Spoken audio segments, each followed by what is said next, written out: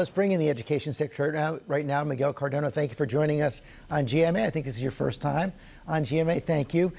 Let's talk about reopening schools. You've said it's your top priority. The president promised it in his first 100 days. How close are we to achieving that goal? How long will it take to achieve? Thank you, George. I'm glad to be here and an honor to serve as Secretary of Education.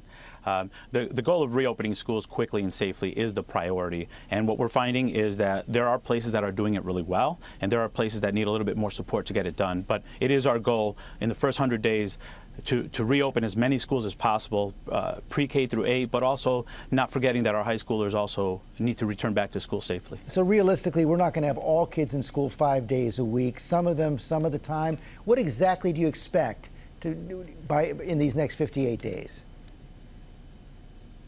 You know, I expect that we're going to be focused really intently on making sure we are sharing best practices.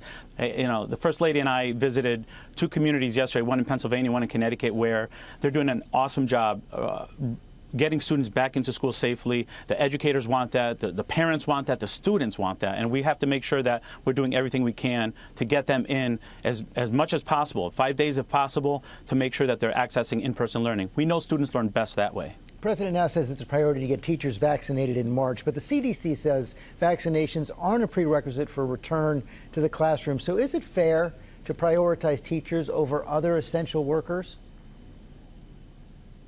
I'm really pleased that the president took that approach. You know, the CDC was very clear, but I also recognize that as a former commissioner in Connecticut, you know, we were seeing that schools were closing not because there was transmission in schools, but because we had to quarantine teachers that might have been exposed, educators, not just teachers, educators, paraeducators, different staff members. So we were finding that schools were closing as a result of quarantining, not COVID transmission. So if we vaccinate our educators, there's a greater likelihood that we're not going to have to close our schools for quarantining, because you don't have to quarantine. So for me, this is a positive step in the right direction to reopen our schools safely. You were a teacher, as you said, you were an administrator as well. What would make you comfortable to be back in a classroom right now?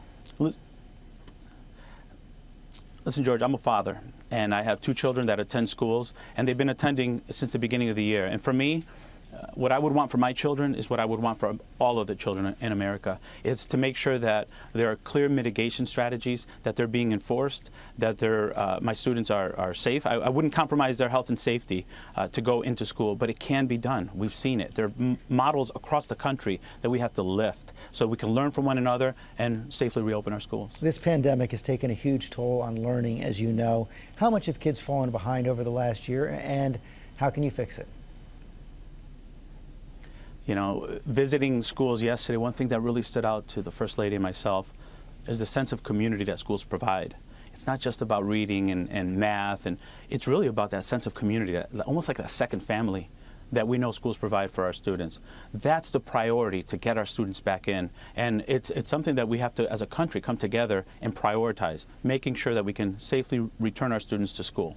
Normal school year in September?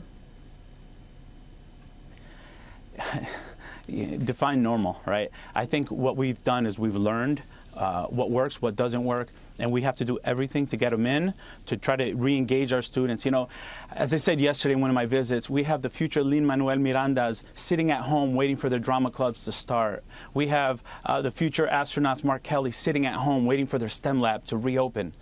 We have to get them back in, and it's not just about getting schools the way they looked before March 12th of last year. It's really about reimagining and giving purpose to those sense of communities, making sure that our schools are prepared to meet the social emotional needs of our students too. A goal we all share. Secretary Cardona, thanks very much.